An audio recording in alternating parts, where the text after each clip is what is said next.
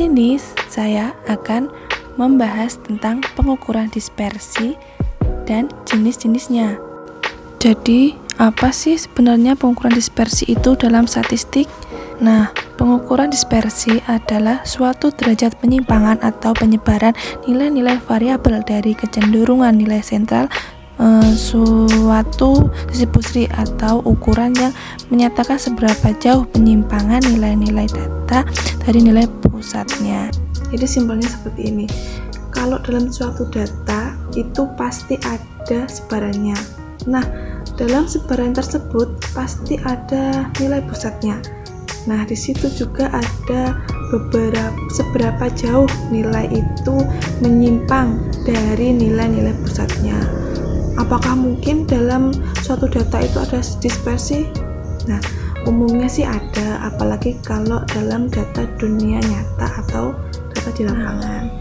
Sekarang masuk ke jenis-jenis penyimpangan dispersi. Yang pertama ada standar deviasi. Standar deviasi adalah semacam derajat penyimpangan. Jadi kalau penyimpangan itu 0, berarti semua data-datanya itu sama. Ya, karena tidak ada penyimpangannya. Dan sebaliknya, kalau nilai deviasinya besar, berarti dia lebih besar dari nilai rata-ratanya. Yang selanjutnya, varians. Varians itu bisa dikatakan pangkat 2-nya dari standar deviasi, gitu aja lebih simpelnya. Jadi varian itu kuadrat dari simpangan baku.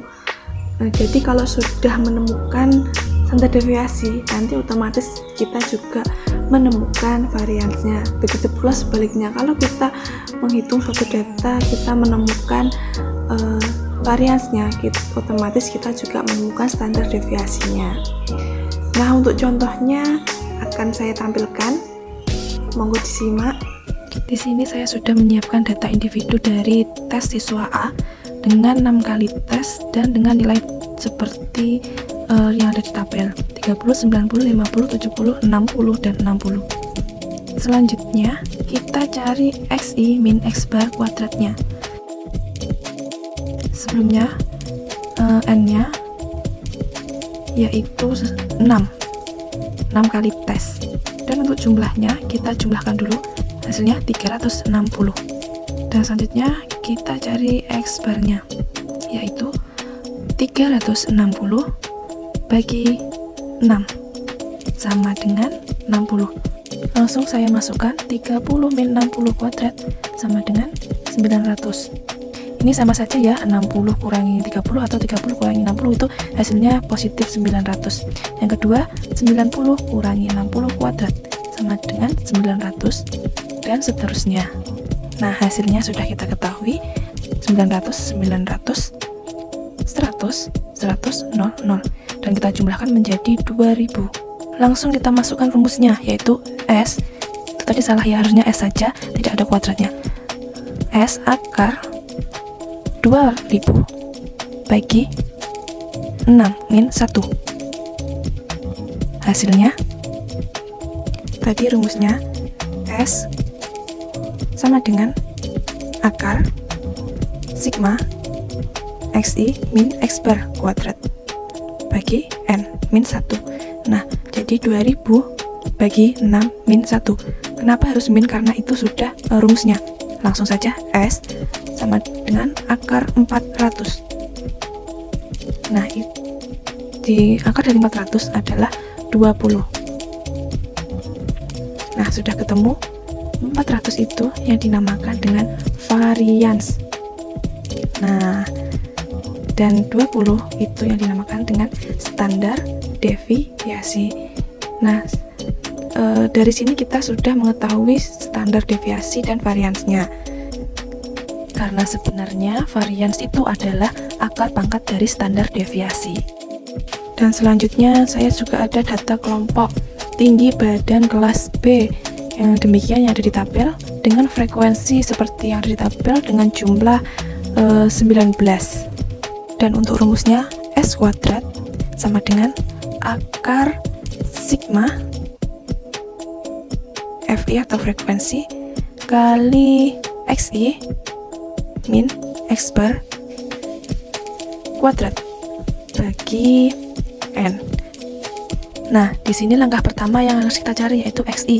Caranya batas atas ditambah batas bawah dibagi 2, yaitu 151 tambah 155 dibagi 2 sama dengan 153. Dan selanjutnya 156 ditambah 160 dibagi 2, yaitu 158. Dan seterusnya. Nah, ini sudah ketemu ya XI-nya. Selanjutnya kita mencari FI min XI. Caranya yaitu dengan mengkalikan frekuensi dengan XI atau nilai tengahnya, yaitu 153 kali 3. Hasilnya yaitu 459. 158 dikali 4 yaitu 632 dan seterusnya. Nah, sudah ketemu hasilnya. Kemudian kita jumlahkan dari 459 sampai 519 hingga ketemu hasilnya yaitu sigma 3102.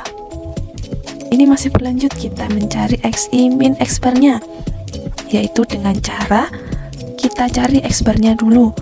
Langsung ke rumus, X bar sama dengan FI min XI per N. Tadi sigmanya sudah ketemu ya, sama dengan sigma 3102 bagi 19, tadi jumlahnya 19.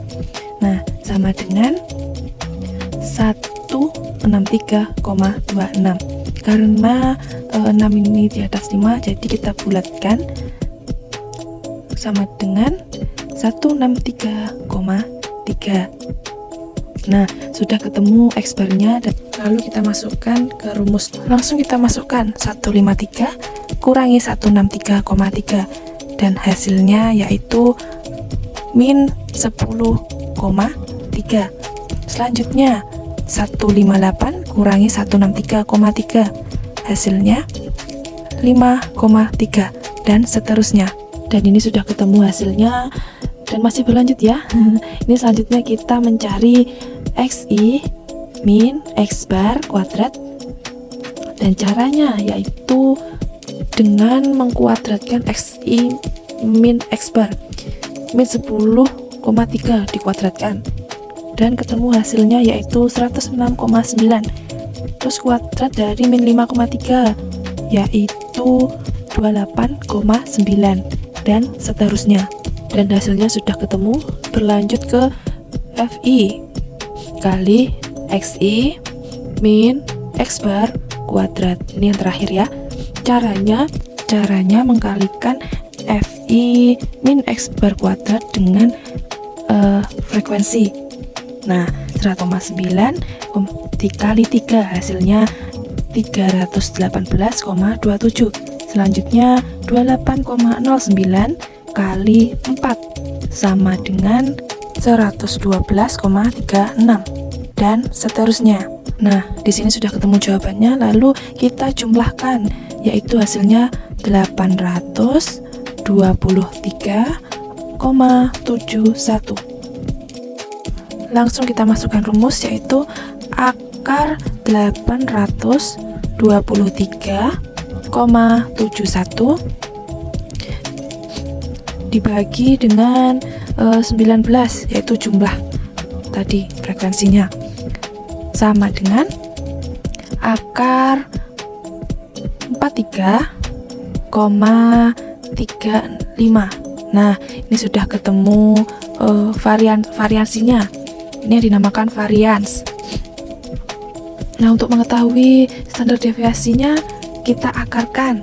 Nah, jadi akar dari 43,35 yaitu 6,58. Nah, di sini sudah ketemu juga standar deviasinya. Karena memang sebenarnya varians itu akar pangkat dari standar deviasi. Kita sudah menemukan variansnya, kita juga sudah bisa menemukan standar deviasinya. Nah, seperti video tadi, gambaran perhitungan data kelompok dan data individu dari sebuah kelas A dan tinggi badan kelas B. Dapat dipahami nggih? Nah, selanjutnya kita akan membahas raw score.